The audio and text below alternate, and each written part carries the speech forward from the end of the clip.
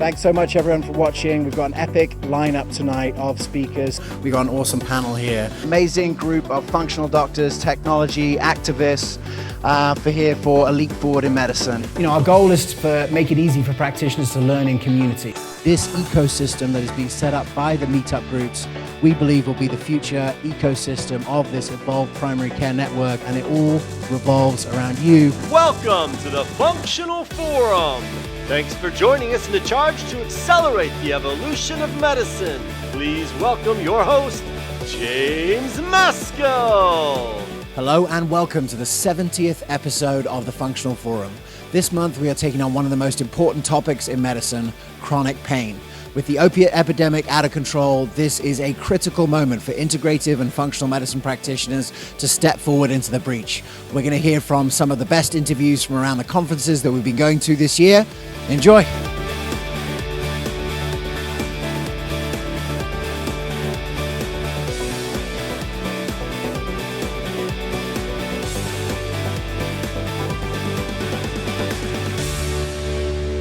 So following on from last month's forum on integrated medicine for the underserved, we're starting off this forum with Dr. Maria Chao.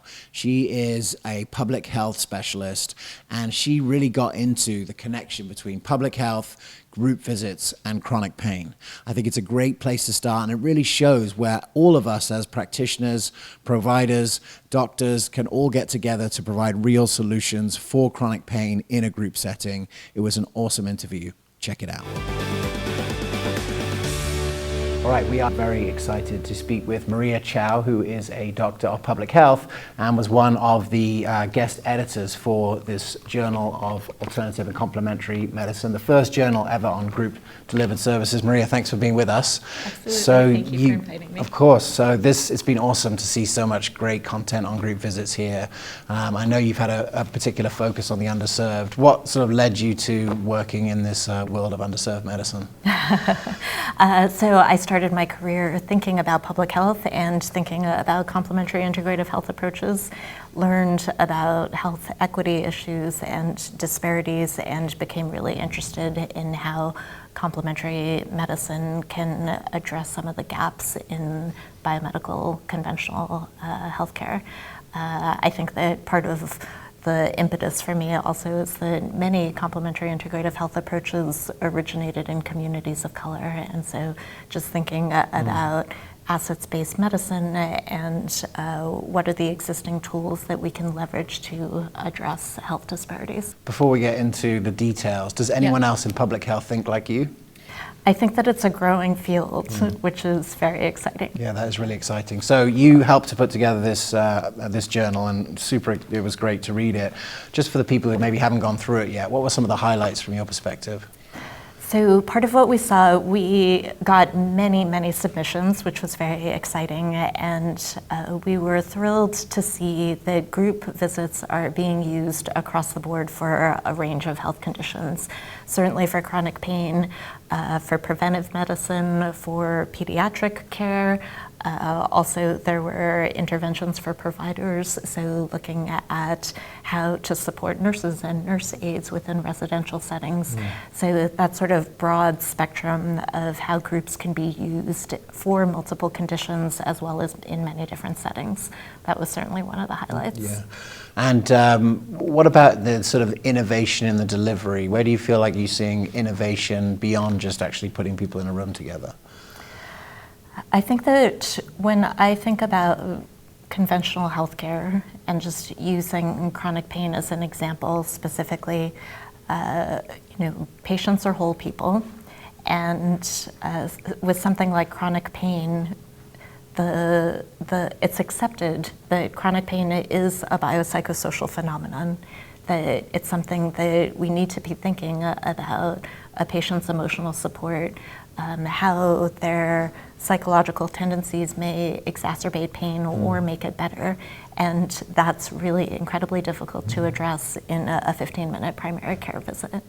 And so part of the innovation in groups is the ability to address a whole person and really using something like a biopsychosocial model to factor in people's social well-being, whether or not they have social support, being able to provide different types of education. And so there's the innovation in terms of that approach, not just looking at it from a pharmacologic lens, but really being able to broaden the toolkit. And I think that part of that also is that groups allow for a flexibility of providers. So not everything is falling on the shoulders of the doctor to take care of. Yeah, absolutely. From your research, particularly in chronic pain, what are the modalities that are sort of the most useful in a group setting? That's a great question. I think that, like medications, not all medications work for all patients, and similarly, not all integrative approaches work for all people. I think that specifically for chronic pain, acupuncture tends to be quite effective. Mind-body approaches, teaching coping skills in terms of mindfulness can be incredibly helpful. But I think that it is important to remember that it's not a one-size-fits-all, and that's another aspect that's of groups that can be really beneficial, is that patients can have the opportunity to explore and test out different things. Yeah, that's wonderful. And when I've seen groups done, and I saw Dr. Geller here yesterday, sort of, just the way that he was going about it, it seemed like there was a way to solve social determinants as a group, right? And to really come up with what is this community struggling with and how can we go there? I'd be interested in your thoughts in actually seeing this implemented, because I know you live and work in San Francisco. Have there been positive examples of this with some of the more vulnerable populations there? Yeah, absolutely. We actually, with a lot of support from leadership within the San Francisco Department of Public Health, tested out an integrative pain management program at the Tom Waddell Urban Health Clinic. And that is a primary care clinic, community-based primary care clinic that is in the Tenderloin neighborhood of San Francisco, which is the neighborhood in San Francisco with the highest level of opioid-related deaths. And so part of the idea is, let's test out this model of providing a broader range of non-pharmacologic approaches to pain management for a challenging population. We saw great results, particularly in terms, so it's a 12-week program that includes pain medicine education from a pharmacist, as well as mind-body approaches, acupuncture, sleep, which is a huge factor in pain management, and a range of other modalities. And that 12-week program, we definitely saw benefits to the patients in terms of not necessarily huge differences in terms of pain intensity, but really notable differences in pain function, and also pain self-efficacy, as in patients' own belief that they can manage their lives and manage the pain despite the fact that it's not going away. And I think that that's another aspect of chronic pain that's really important. We're not necessarily trying to make the pain disappear. We're really trying to support people to be able to cope in the face of pain. Just in the last 10 or 15 years, and particularly the last year or so, there's been a sort of a policy focus on getting chronic pain modalities that are non-pharmacological, moving forward. Are there still systemic barriers to that moving forward with these models? I think that the opioid crisis has really put a flame. It's been an incredible motivator to adopt more non-pharmacologic approaches, particularly in primary care settings. There's still so many barriers. I think with the integrative pain management program that I was just talking about, we had a lot of support. The Department of Public Health leadership and the medical director, Joseph Pache, at that clinic, they really spearheaded this effort. And so having those types of champions is incredibly important. So I think that when I think about what are the recipes for success, having somebody who's willing to champion is incredibly important. I think that people are much more open to trying non-pharmacologic approaches partially because of the opioid crisis. I think there are other factors as well that people are just much more open-minded about it. That even if the evidence base isn't entirely there, knowing that there's evidence that's suggestive that it's effective, as well as the safety profile, that's made people much more willing to at least try it, and providers are much more open-minded. I think that in terms of barriers, when I think about something like the Integrative Pain Management Program, it's quite resource intensive. So to be able to provide group visits for 12 weeks, include an acupuncturist, include a massage therapist, the time from the pharmacist, the time for the project coordinator, all of those different pieces can be quite resource intensive. Yeah, and given that, do you see any other way of, from a public health perspective, solving these kind of problems without a group model? Like, I struggle to see how individual care with those resources can be delivered to the most vulnerable without the group structure. Yeah, I think that the group structure is incredibly important, and I think it's something that we should be leveraging as much as we can. I think that from the research perspective, there's still a lot of questions that we should be addressing, just trying to figure out what are the optimal components that need to be included in a group? What are sort of what's the dose response, so to speak? Like, how many sessions is enough? Is it something that needs to be ongoing? Do people need to have an intensive phase for 6 weeks and then just sort of have maintenance afterwards? There's still a lot of questions that we haven't answered yet. Yeah. I want to go back to something you said earlier about how the sort of the groups that are suffering right now actually have a history of working together in groups, and there's some cultural. Can you expand a little bit upon that, because I'm really interested to see, to learn more about it. Just to give you a bit of my thinking on this, I read Wayne Jonas's book called How Healing Works, and he really reflected or helped me rethink the placebo effect as what he called the ritual effect. So that there's a ritual that's happening, and that's really what's creating the majority of the effect, whatever that ritual is in healthcare, whether it be a guy in a white coat giving you a pill or sitting around. And I thought to myself, is there any more obvious human ritual than sitting together in a circle and talking? And I just wanted to get your thoughts on, where those rituals came from and how easy it is to get underserved populations back into that sort of structure.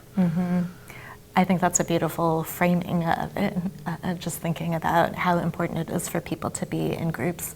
I think that with many of the groups that we have, or many of the groups that I've been involved with, I'm hesitant to make too many generalizations about the types of traditions or cultures that they might come from. But I think that idea of human connection is incredibly, incredibly important. The other aspect of groups, the coming together in terms of being able to address loneliness, and especially within the context of pain. One of the facilitators of the Integrative Pain Management Program, she talks about it as an epidemic of loneliness. And so being able to come together in groups as an antidote to that is incredibly, incredibly important. The other very powerful thing about groups is that the roles are not as fixed. When you're interacting with a physician on a one-on-one basis, you go into the appointment, the doctor with the white coat is running the show. And there's a certain power dynamic and hierarchy that can sometimes put patients in a position where they may not feel empowered. And so with groups, especially specific types of groups, certainly with Jeff Keller's group, the centering groups, et cetera, there's so much focus on empowerment, empowering the patients to control their own, aspects of their own care that they can. But I think the other part that really resonates with me is the fact that the facilitators will sometimes, own the fact that they might not be able to answer a question, and they'll turn it over to the group, and the patients answer each other's questions, and the patients support each other in a way that can't happen in a one-on-one visit. I mean, from a public health perspective, that's an incredible efficiency gain, isn't it? Patients supporting each other. And beyond efficiency, actually, right? Like it's an element that can't happen in one-on-one visits. Yeah, absolutely. Yeah, there's a certain vulnerability for doctors that you just can't have if you've never had that situation, right? Mm-hmm. Thank you. Thank you for your work. Thank you for all the work you put into this journal. I know that in order for a movement to really happen, there has to be, in healthcare, there has to be like a scientific bedrock to base it on. So I'm super excited that this, came out, and look forward to helping amplify the efforts of those who've been in the trenches for a long time. Thank you so much. Thank you. Great. I'm Dr. Christopher Mote. Our practice is Cornerstone Health Community in Denver, Colorado. And my tip is this: patients who are suffering from chronic pain seem to have 3 factors that make it worse or prevent them from controlling it. Number 1 is the psychosocial aspects of anxiety and stress that activates the HPA axis and makes them more sensitive to pain.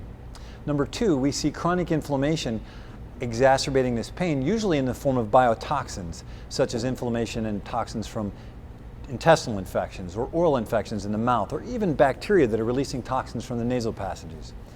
And third, people who do not live in sync with their body's rhythms, meaning their circadian rhythms are out of balance. They're not getting to bed on time, they're not getting enough sleep, they don't get enough daylight, or they eat from the time they wake up to the time they go to bed. So if we help them to understand how to control and rebalance their circadian rhythms, we get rid of these intestinal infections, and we help them to understand the anxiety that promotes their inflammation and pain, we get much better results. So all across the country, we have doctors who are part of Functional Forum meetup groups and practitioners that watch, but we also have a lot of chiropractors. And I want to make a special shout out today to recommend a podcast that we just recorded. Now, you may have heard of the gut-brain connection, but I just did an incredible podcast this month with Dr. Robert Silverman, who's a chiropractor and nutrition specialist, on the gut pain connection. And it was really a fantastic half-an-hour look into a functional medicine approach for chronic pain. One of the things that he said was that chronic pain is just acute pain every day. And what he gave was a 7-part process to unwind chronic pain from a functional medicine perspective. So to go to goevomed.com/Silverman, you'll find the podcast, listen to it. It is really comprehensive and is a big part of understanding how to unwind chronic pain. I think you'll really like it. Check out the podcast. Check out on the link below. I'm Michelle Scoggin. I'm a functional medicine pharmacist. I own Freedom Pharmacy in Hattiesburg, Mississippi. And a big buzzword now is about all of the opioid epidemics. So we have a great deal of patients that we help with their pain medications, but most importantly, we try to help them with things that the side effects are of the pain medications. So one of the main things is dealing with constipation. The doctor adds another drug on the list to try to combat the constipation problem. Those drugs, the patient's not compliant with them because they have a lot of side effects. And so our magic thing that helps to help with this is just giving them aloe vera. And they can take that at bedtime. It has just been a game changer for so many of the opioid patients. Another thing that we see a lot is their nutritional deficiencies. A lot of them are very, very deficient in all of their minerals. They deal with the muscle cramps, all of the different things that go along with the pain. Magnesium is a magical thing that we also do at bedtime that helps again with the constipation issues and also muscle relaxant. Magnesium being a mineral, they're deficient in that. So then we go on with suggesting complete minerals to help with just the different types of depletions that they have from just the course of not feeling well, not eating well, not sleeping well. So that helps it helps to have energy. It helps with their body to detox. It helps with their immune support. So we deal an awful lot with just different things that happen within the opioid populations, the ones that take those medications. We try to target what the side effects are from those medications, and then interviewing those patients and just ask them, what else do you feel like that your major concerns are, and we just try to address that. So there are many factors that play into opiate addiction. Doctors have a role, pharmacists have a role, patients have a role, health systems have a role. But let's specifically talk about pharmacists for a moment. Now, I'm excited to announce that there is a revolution brewing in the pharmacy community, where more than 1,000 pharmacists are now part of an online group called Functional Medicine Pharmacists. And it was created by Dr. Lauren Castle. And we caught up with her at the pharmacy convention to find out a little bit more about the movement, how it started, and where it's going. Check it out. Right, we are here in Indianapolis with Lauren Castle. She is the founder of the Functional Medicine Pharmacy Alliance, and we're here to talk a little bit about pharmacists in functional medicine. So, Lauren, you started this community. What was the sort of initial impetus to start it? Yeah, absolutely. So I started FMPHA in 2017, shortly after I discovered functional medicine, and I had started a master's program through UWS in nutrition and functional medicine. So I started doing some speaking engagements at pharmacy conferences and quickly realized that there weren't any resources out there for pharmacists that were pursuing functional medicine. And so what started as just a very small Facebook group has now grown into over 1,000 members in our alliance. Was there a key moment where you sort of realized that pharmacists were being underrepresented in functional medicine? Yeah, so as I was going through my training, I attended AFMCP, and they were talking about multidisciplinary teams. And as I looked at the slide and all the amazing practitioners that we would want to have a patient set up with, the pharmacist was missing from that slide. So, we went up and there was about 6 of us in attendance that were pharmacists and said, hey, we really want to just highlight the fact that the pharmacist is missing, and we really want to help teach other practitioners why it's so important to have a pharmacist in your corner. So why is it important? So pharmacists have traditionally been thought of as your drug experts, but really we're biochemistry experts. So if you are a practitioner and you are working with patients, oftentimes, as we're trying to grow functional medicine, patients are sort of caught in the middle. Perhaps they're seeing a conventional medicine doctor still, but you're a chiropractor and you are providing the functional medicine services.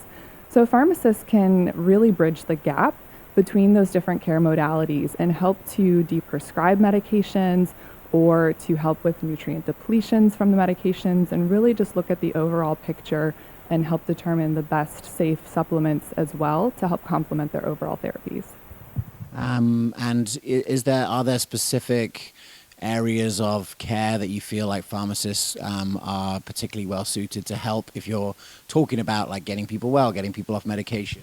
Sure. So pharmacists oftentimes are seeing patients on a monthly basis whenever they come into the pharmacy. And so there's so many different roles that a pharmacist can play, from being a health coach and really checking in on those monthly visits to really sort of steering where the treatment course can go and what perhaps the best modalities might be.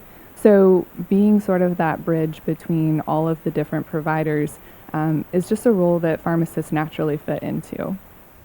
And what about, what are the sort of issues that patients are having that pharmacists are uniquely set up to deal with? Sure. So obviously the chronic disease epidemic is something that we've really been trying to work with patients on. So from diabetes and cardiovascular disease to hormone or thyroid issues, a lot of times functional medicine practitioners will first think of a pharmacist when they're looking for a compounding pharmacy to find someone that can compound hormones for their patients. But again, there's so much more that pharmacists can offer in addition to compounding services. Yeah, so what do you see as the key role for the pharmacist in the functional medicine team? So pharmacists are really uniquely positioned to kind of help in 2 areas. One is deprescribing. So oftentimes if you are working with a traditional medicine doctor and perhaps maybe a chiropractor who is leading in the functional medicine space, a pharmacist can help evaluate those medications and determine how to most safely discontinue some of them. And then also from a traditional standpoint, pharmacists have really been trying to prevent polypharmacy. So when you're using multiple medications, you have multiple specialists involved in your care, and perhaps going to different pharmacies in order to obtain those medications, polypharmacy is something that a pharmacist can work with all of those providers and streamline that process. Again, go back to the deprescribing and figuring out how can we utilize lifestyle changes instead of medications and safely wean people off of those drugs. Yeah, it was about 2012 that I was first made aware of sort of the science behind nutrient depletion. It seems like that might be the most obvious thing to go for, as well as in this world where it's very clear the science shows that it does, and you can is that an entry point for new pharmacists to understand? Yeah, absolutely. That's probably one of the most common questions that I get from pharmacists that are just learning about functional medicine is, how do I even get started in this if it feels very overwhelming to try and break out of a traditional pharmacist role? And so I very commonly tell people, start with what you have. Whenever patients come in and you're evaluating their medications, look for those depletions and how, as you're working with a functional provider or you are their functional provider, and you're working on maybe perhaps stopping some of those medications. In the meantime, though, how can we support the physiology for the patient through supplements and nutrient supplementation? So last night, I know that you hosted a meetup here for some pharmacists. You've got this big Facebook group. What's it like meeting these people face to face? So it's amazing because the community that we've developed online, it feels like we already know each other. We've developed such a strong bond because, again, there just wasn't anything out there. And so now that it's kind of all coming to life in real life, it's like meeting old friends. And so the time that we had together last night, we had about 30 people in the room. It was just really great because there's so many different ways that pharmacists are practicing functional medicine. If you're in a community pharmacy, if you're in a hospital pharmacy, if you run an independent pharmacy, if you're embedded in a physician's office, there's just so many unique roles that we're all playing, and it's great to have that resource and be able to network with each other. Beautiful. And yeah, it's very familiar to be, encouraging practitioners to get together in community. Yeah, it was really funny because one of our colleagues last night said, Lauren, what you're doing with MPHA, it's kind of like you're the James Maskell of the pharmacy world. And that was the highest compliment someone could pay for me. So, well, thank you very much for that. I appreciate it. I guess one of the things that we're in the midst of is this opiate epidemic. And obviously pharmacists have played a role in that epidemic. What role for pharmacists in solving the epidemic? Absolutely. That's something that every pharmacist struggles with, especially if you're still in a traditional pharmacy practice and you see your patients that are in pain and that have become dependent on these medications. And so a functional approach really is the key to being able to solve the epidemic for a lot of patients. So I know for me personally, I'll have conversations about the role of inflammation in the body and how you can fight that with food as medicine, and how you can work with other practitioners such as chiropractors to actually treat the root cause of their pain and help to discontinue some of those medications that they've been tied to for so long. Yeah, absolutely. Chiropractors, acupuncturists, and that team really does need to have the pharmacist in there. Well, look, amazing work. Thank you for putting, and I want to share actually a call to action for everyone who's watching right now. If you have a pharmacist in your community who has shown like an inkling of interest in what you're doing, get them to join the group. There's 1,000 pharmacists there who will reinforce the value of a functional medicine approach. And, yes, bring them to your meetups, but put them in a community of their peers, because that's the way that they're going to get it. And if you have now pharmacists on your side, think how many integrative providers that a pharmacist can support, and think about the cohesion of community care with a pharmacist on board, on the team. Well played. Amazing. Great to meet you. Super exciting to see pharmacists joining on the functional medicine bandwagon, playing such an important role. Check out the next segment. Hello, I'm Dr. Cathy Campbell, and I'm excited to be here at the Indianapolis event. Today, they were asking me about the opiate crisis, and as pharmacists, we've seen it.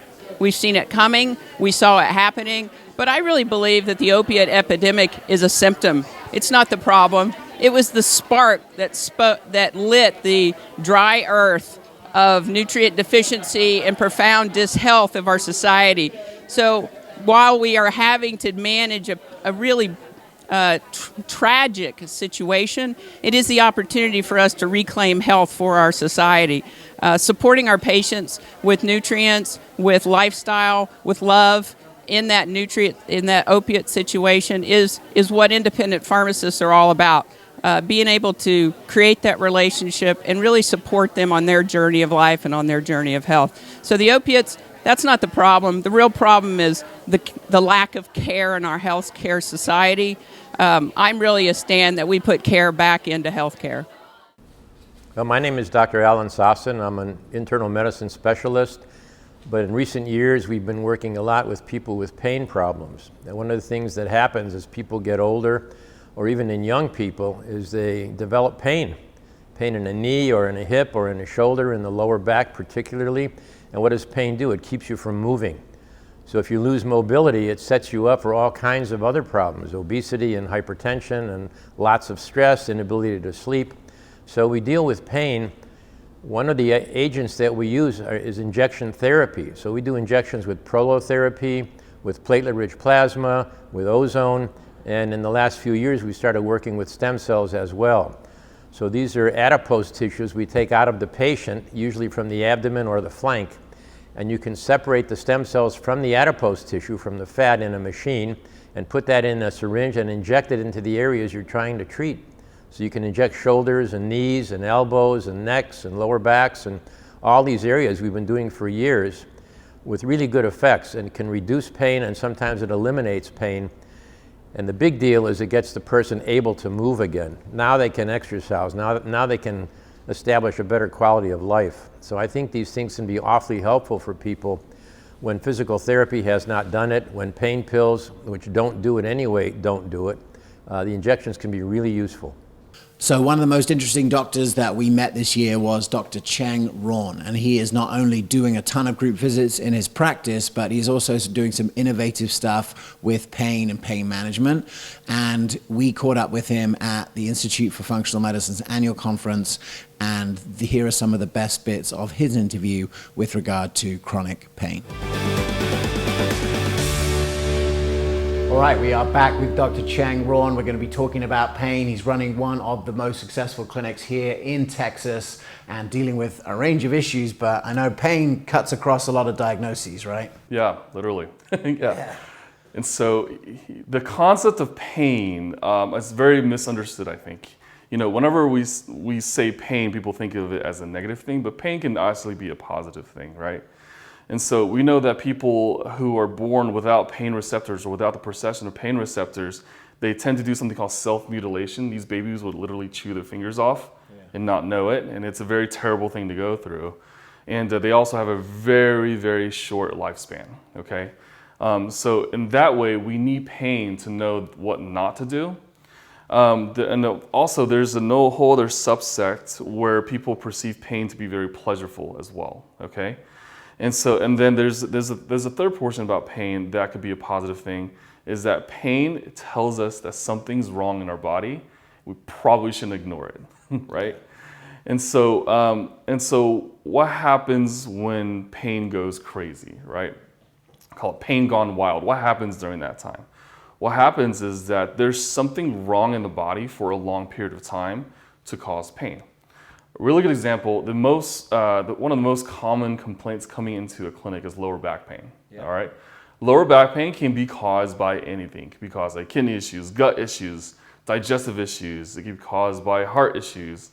It can be caused by vascular issues, right? And so lower back pain is something that people will come in and holding their back, but then to approach lower back pain, you really have to get a pretty good history. And sometimes you may say that, oh, this patient has sacroiliitis, or this patient has some lumbar disc issues. But how did they get there in the first place? And no one really asked that question, I think. And in functional medicine, we really have to ask that question. Like, how did you get to that lower back pain in the first place? And not just give you some medications, I'll see you in 3 months, and if it doesn't work, I'll give you some narcotics, right? That's the basic medicine these days, right? And so pain is it's a very exciting thing. And so let's talk about how we treat pain currently in America. So pain is treated like it's an annoyance, okay? And so someone comes into the doctor's office and they prescribe them some non-steroidal anti-inflammatory drugs. And then, and you know this happens all the time because one of my viral videos on YouTube is Advil versus Tylenol that I did 6 years ago, right? And so a lot of it is putting these medications on. If it doesn't get better, let me know. Okay, then we switch to another medicine, and then we add on muscle relaxants, right? And after a while, the patient becomes a little depressed, and then you add on antidepressants, right? This antidepressant didn't work, and add on another antidepressant. And now I have insomnia from the pain, so I'm going to give you some Ambien for insomnia, right? And you end up with this load of medications. So when I spoke at a fibromyalgia conference, we got a lot of people with fibromyalgia coming in, and they're on the same category of medications. There's 7 of them specifically, right? There's sedatives, there's narcotics, there's pain medicines, there's muscle relaxants, there's anti-inflammatories, and there's Tylenol. And every time they come in, it's like the same things. We see the same things over again. And so what happens is that we become a society where we're trying to treat something that may be a good thing for the person because something's wrong for the person. And no one is looking at what's wrong for the person. This is exactly how we treat hypertension in America. Okay, well, not just America, in a lot of the world, is, okay, well, your blood pressure's high, I'm gonna give you a blood pressure medication. Well, what's causing the blood pressure high to be in the first place? There are a whole myriad of things causing that blood pressure to be high, and we have to figure out why. And so if you look at the current guidelines in America, okay, what is, we have the JNC8, and we have these guidelines of starting specific medications and different combinations as a class 1 indication, class 2 indication for these people who have high blood pressure, but what's the evidence really behind that? And the evidence is good behind that to control the actual blood pressure. But once again, do we really care what the blood pressure is right now, or what's causing the blood pressure to be high? Is it pain that's causing the blood pressure to be high too, right? And so that's also the way we treat cholesterol and diabetes in America these days, right? And so when we talk about pain, it's really a big part of a huge picture, right? But it's very difficult to deal with because there's an anti-narcotic prescription push, and at the same time, right, there's nothing to really support, the people, right? And so what ends up happening is, someone comes to the office, oh, you're a terrible doctor, I'm in so much pain, you're not giving me any pain meds, right? And that becomes very debilitating for the patient side and the practitioner side. So enter functional medicine, right? And enter integrative health. Now, okay, so I can say you have chronic back pain, you have shoulder pain, you were diagnosed with fibromyalgia, you have interstitial cystitis, and these are all diagnoses of a biochemical process that's going on, okay? Where does this start? Could it be sleep patterns, sleep apnea? Could it be gut issues? Could it be hormonal issues? Could it be all of them, right? And we have to address all of them as the root. And I think that's why a lot of our favorite patients, and we have 7 practitioners in the practice, our favorite patients are the patients coming in with fibromyalgia because we know they're going to get 50% better with dietary change, right? Yeah. And so we enjoy that population. And our other favorite patients are patients with these chronic pain disorders like endometriosis and like interstitial cystitis, and they get significantly better with dietary change. And we have to treat them in a very personalized way, okay? And because there's not necessarily any guidelines treating pain in that manner, it's just pain in general, it becomes hard for conventional physicians to really understand, because I didn't learn this in medical school, I didn't learn this in residency. A lot of what I learned about pain comes from a mother who's an acupuncturist and herbal specialist, right? And so, if you look at acupuncture, for example, well, how do you treat pain? Well, there's no pain pressure points. What's the root cause? Like, where's the energy flow difference, right? And you target that, and the pain becomes better. So I think we all have to really take in and take a lesson of that pain is something of a bigger picture that we really have to tackle in a much broader scope. So let's say the person comes in, you've done the timeline, maybe you've gone through the matrix to work out what the root cause is. What's the sort of the range of your arsenal for pain in your practice outside of, outside of the opiates? Like what are the range of things that you can recommend from there with your 7 practitioners and the clinic that you have now? Mm-hmm. So one of the things is we don't prescribe any controlled substances in the practice. That's a policy that they sign when they come in. Okay. So people who come in and really want to get better with their pain, okay? And they've been seen by a bazillion different doctors, and they've been blamed for wanting pain medicines and narcotics, okay? Yeah. They've been thrown out of many ERs and stuff like that. And so the arsenal that we like to start, and I'm smiling as I'm talking about this because this is why I talk about patients for every day. And the arsenal is we have a set of different series, okay? In the timeline, in a person's timeline of what they've been through into their entire life. There's antecedents, there's triggers, there's mediators. Basically means that there are other things in their life that have developed what we call this chronic pain syndrome, okay?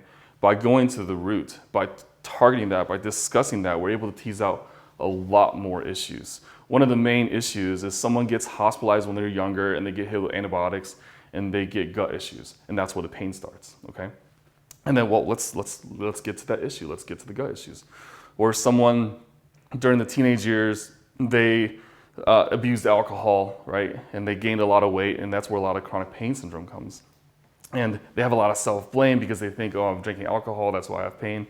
Well, no, you probably developed some metabolic syndrome, liver issues, and maybe they developed sleep apnea at that time, right? And sleep apnea worsens any pain conditions and inflammation.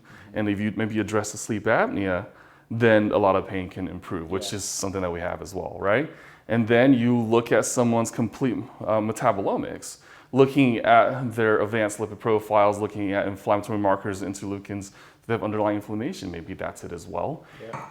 Something that everyone misses in these days is oral hygiene.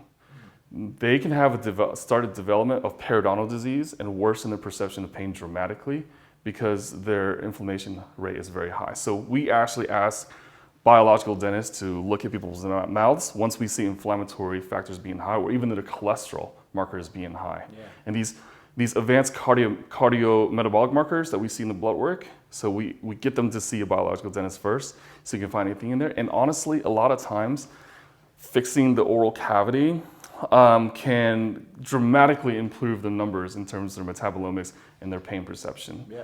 And so I think our arsenal is very vast. And one of the reasons is because we are very open to collaborating with other practitioners and specialists and having an open conversation. Yeah. And the more open the conversation you have, it doesn't matter what type of specialty they are, as long as there's a collaboration on the patient, we all respect that, right? Yeah, so I mean, obviously you have people who come in who are actually on the opiates right now and they're trying to get off. So what's some of the things that you've learned over time for helping those people who have sort of been probably doing this for a number of years or months or however long they've been going on it?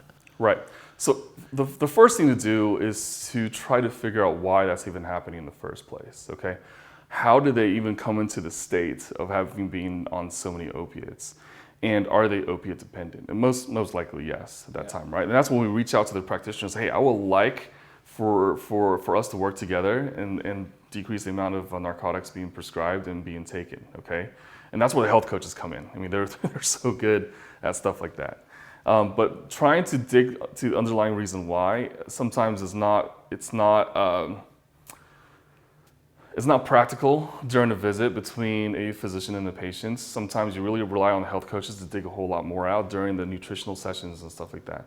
Yeah. But letting them know, like, hey, there's a lot of pain that I see that you have, a lot of agony and suffering, and letting them know that I, as a practitioner, I want you to heal. And it may seem that it's very rhetorical, but you have to put it out there into the universe and say, I would like for you to heal, and this is the goal I would like for you to achieve. I would like you to achieve a 50% decrease in pain, but to do that, I need you to monitor your pain, get to know your body, but we also need to employ diet and lifestyle and all the stuff like that. And a lot of people in chronic pain, the last thing they want to do is change the way they eat, because you have chips, okay, or crisps, I guess in the UK, right? You have these chips, and these chips have a lot of not so great things in them, and one of them is MSG, monosodium glutamate. Yeah. Monosodium glutamate is heavily addictive, and the glutamic acid itself is a very excitatory neurotransmitter, and then they become addicted to these things, and then they eat Chick-fil-A. Chick-fil-A has tons of MSG in it, KFC and all that stuff like that, right? And so by letting them know that, hey, there are things that you're eating that's affecting your brain, like right now, your neurotransmitters. And I just want you to do something real clean for like 7 days and follow up and see how it goes, okay? So you have them commit to a short amount of time, and then they gotta be 10 out of 10 on the readiness scale, right? Yeah. And then once they commit to it, they come back, they're like, okay, yeah, you know what, you're right. I do feel a whole lot better. I'm like, great, Let's continue to take another 7 days. Yeah. Baby steps are key with someone in chronic pain. And people in chronic pain also need a support structure. So we find people in chronic pain who have been long-term wounded veterans with no family members around, okay? We have a lot of that population. Yeah. And it's up to us to create that environment for these people. So if they go to the ER and they're asking for pain meds, it's because they're truly in pain, not necessarily their drug-seeking behavior, as they call it, right? Yeah. And so they may be having drug-seeking behavior, but how did they even get to the drug-seeking behavior in the first place? Right? Yes, are they an addict? Probably, but how did they get to the addiction in the first place? Well, let's go in and tease that out, right? And so that's where integrative and functional health is all about. Humans are humans are humans. You can't really segregate, an addict to a narcotic to a non-addict. You have to see everyone in the big scope of things, try to figure out where they are, where this support structure is. But sometimes there's only so far you can go without a good support structure. And sometimes there are times where we really have to cut it off too, because we don't have the resources for this person. And that's very, very few and far in between. But sometimes it gets. Yeah, I know you've been quite a proponent and activator in the group visit space, and we've done some of that. Where do you think is the potential for something like group visits to hold the solutions to this kind of thing with the community and the support needed to get through something like this? In New York, where I trained for residency, New York Presbyterian in Queens, there was a group visit for teenagers with chronic pain with sickle cell disease and sickle cell trait. Okay, and these are people who have been labeled drug-seeking for a long time. What we did during those short sessions, and there's about 10 to 16 of them in a group, is that when they have that camaraderie and we start addressing these things and we start tackling depression, where they grew up, like what street did they grow up on, the things that I've seen, that one of those guys saw both his parents get murdered in front of him, right? And once we start addressing that, and tears start being shed, their hospitalization is a lot less. They're going to the ER is a whole lot less. And even though they have a medical indication to have pain, which is the sickle cell disease, right? And so that was the first group visit session I ever attended in my life. It was during training, right? And that was just a free Medicaid, a program, right? And so where I see group sessions going, especially with those chronic pain, you really have to get the people together with very similar type of pain syndromes. And when you get them together, people start recognizing patterns. And so, if I'm hearing someone else's story, like, wow, that's really similar to my story. And someone's like, hey, my story is just like that. And we're seeing these patterns. And then tears starts rolling and people realize that they're not alone. Yeah. The minute they realize they're not alone, hope comes rushing in. And we can utilize that and nurture that in such a safe environment that hope alone can possibly decrease their pain threshold or increase their pain threshold. I mean, would you go so far as to say that maybe a solution to the opiate crisis starts with that kind of structure? I think so. I think 2019 is really the time to even look at it, right? Yeah. And so reach out to those people with specific pain syndromes, get them into the room, and we'll see what happens. I think for a practice like mine, we can very easily do that and then get the feedback. So, I think a lot of medicine and the way we do medicine is driven by people who don't do medicine. Yeah. And I think what it needs to be driven by is the community. If there's a community need for this and they think that it's valuable, we have to not say whether this is possible or not in the business structure. We have to say, how can we make this possible? And by addressing how we can make this possible, now you have a whole community around one aspect of medicine. And this is where the chronic pain is going. And this is where narcotic issues are going to be really addressed in that group setting with an open forum. And this is where health coaches really come in and start driving that, because it's very difficult for practitioners to do this. Because practitioners, just by definition of the things that we do, it's already very emotionally draining in the visit, right? And so we have to do a lot of self-care for ourselves as well. Sometimes we do have to have that separation, but that's where the health coaches come in. Right, so if you've been following the Functional Forum for the last few months, you know that our new sponsor is the Lifestyle Matrix Resource Center. And the reason why we decided to go into long-term sponsor partnership with them is because they are doing something that no one else is doing. They have created the group visit toolkits to make it easy for you to run a group visit. And excitingly enough, they have a group visit for chronic pain. It's called No Pain, Total Gain. It was created by Dr. Shilpa Saxena. And inside of this, there's all the resources you need in order to run a group visit. There's soap notes, resources, PowerPoints, intake forms, billing things, and they also have a whole team there to support you if you have questions. So go to goevomed.com/GVT. You can find out more about the Lifestyle Matrix Resource Center, and you can make it super easy for you to start your first chronic pain group visit with these resources. Go visit it. Let us know how you got on. My name is Betsy Bradshaw Burris. I'm a functional pharmacist and a therapeutic yoga teacher. And at Luminous Health and Yoga in Springfield, Missouri, we offer both modalities in our center.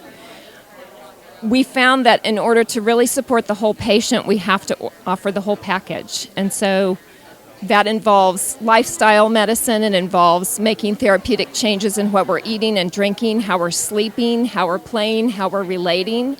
And certainly the yogic modality brings a very special and unique awareness to folks so that they really buy in to their changes and they have great understanding about what they're doing in their daily life that makes a difference. This is an exciting place to be in medicine at this time. Functional medicine is the wave of the future. We're all in need of this. So I'm excited to be a part of the wave. So what do you do when you have someone with chronic pain and you're not sure what modalities to use first? If you've been following what we've been doing here at the Evolution of Medicine for a long time, you know that we're fans of the naturopathic therapeutic order, which essentially just postulates that you use the least invasive, least costly interventions first, and then make your way up to the more costly interventions.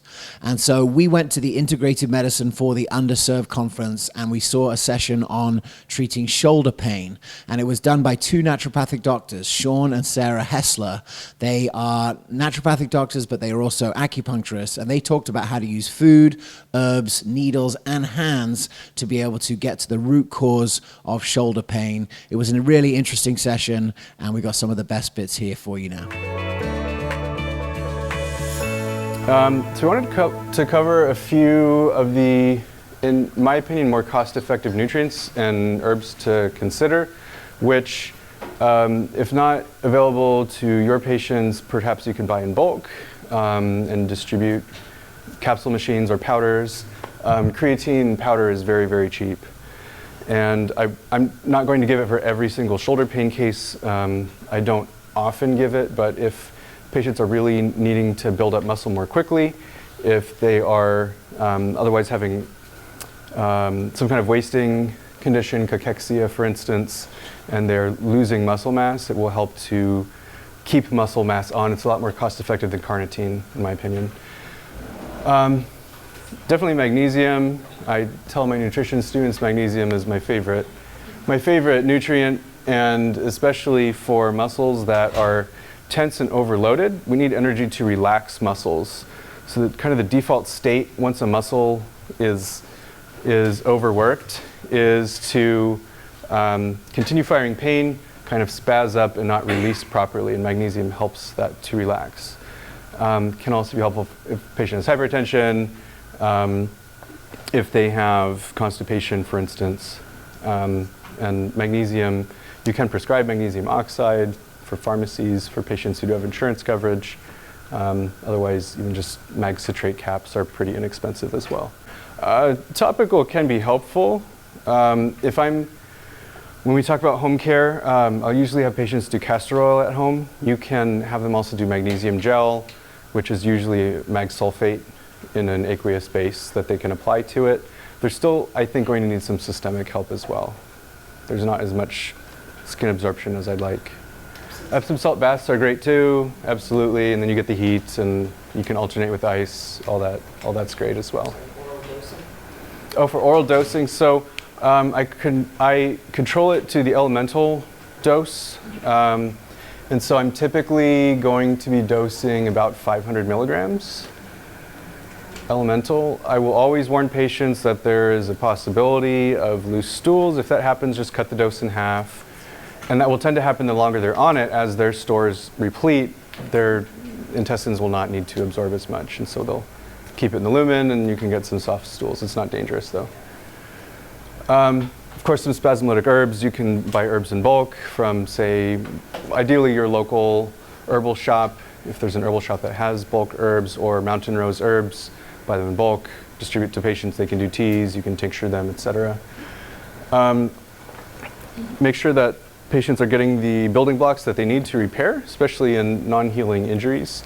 So nuts and fruit give you vitamin C and the minerals, some good healthy fats to build healthier magnesium as well, zinc as well, another connective tissue nutrient.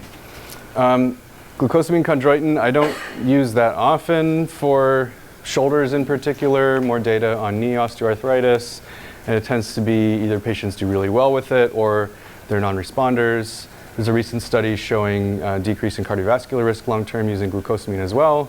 So that said, if they have a lot of degenerative changes, they're really needing to repair. Think about glucosamine chondroitin, they're quite inexpensive now. Anti-inflammatories, of course, Centella, good if they're scarring from a chronic injury, whether or not that shows up on ultrasound or MRI. And then for frozen shoulder and bursitis, consider B12, either high-dose oral or injectables, like a daily 1,000 microgram. I don't think the mechanism is known, to my knowledge. I checked Gaby, but it does work maybe half the patients. Can you repeat the dose of it? About 1,000 micrograms a day for a week, and then you can space it out every other day for 2 weeks, and then there's actually no difference in absorption between sublingual and oral. Injectable will be the highest dose, but concerns about educating patients how to actually do that, will they be able to do it, etc.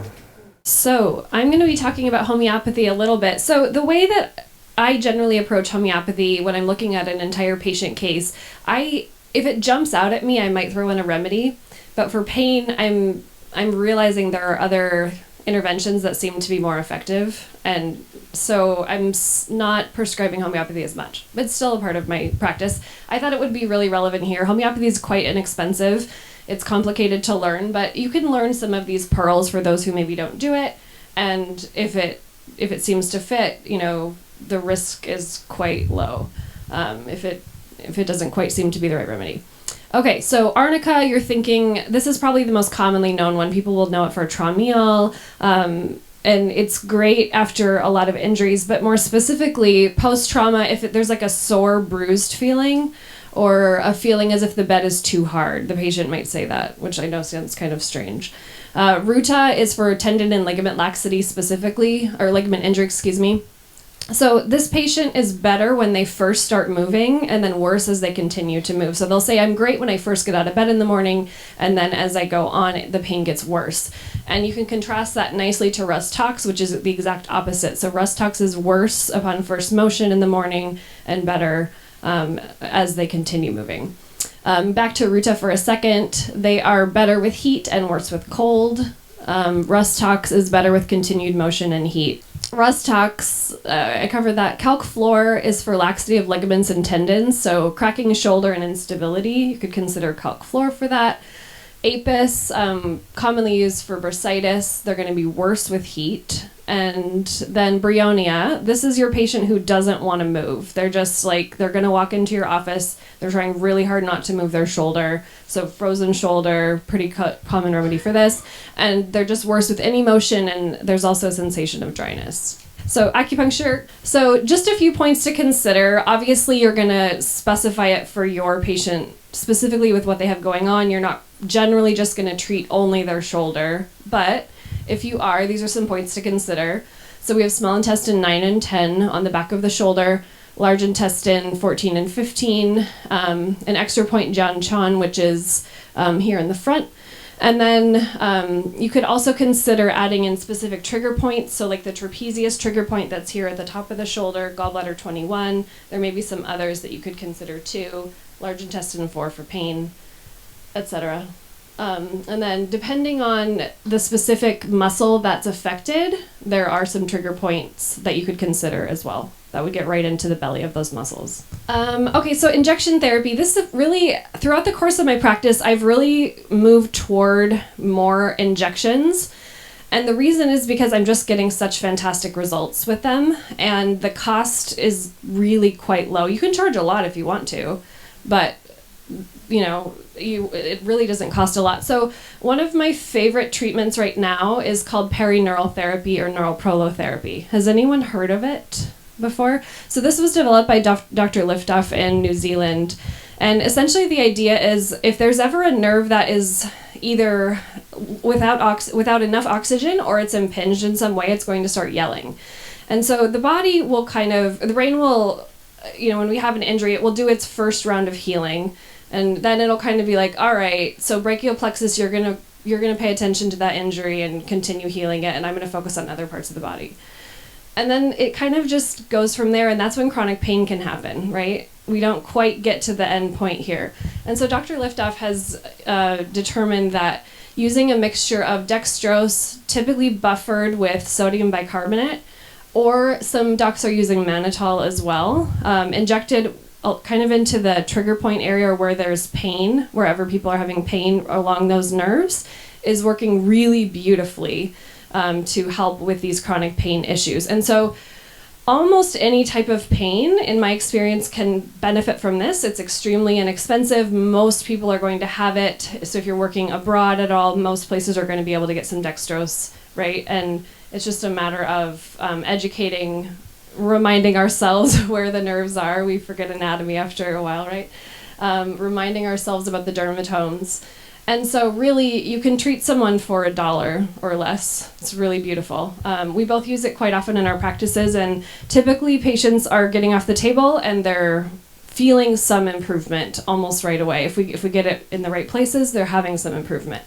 Now, we may go on and do a PRP injection or a prolotherapy injection into the joint if that's warranted. If there's an injury in the joint itself that warrants some regeneration, we may do that in addition, but almost every patient that has pain is going to be getting a perineural therapy treatment. So this is the moment for our community to step forward and take the lead in creating sustainable solutions to chronic pain in groups, by itself, using integrated modalities, using a functional medicine operating system. It is a biopsychosocial disease and needs to be treated as such. I'm going to go and have some lunch. We'll see you next time on the Functional Forum.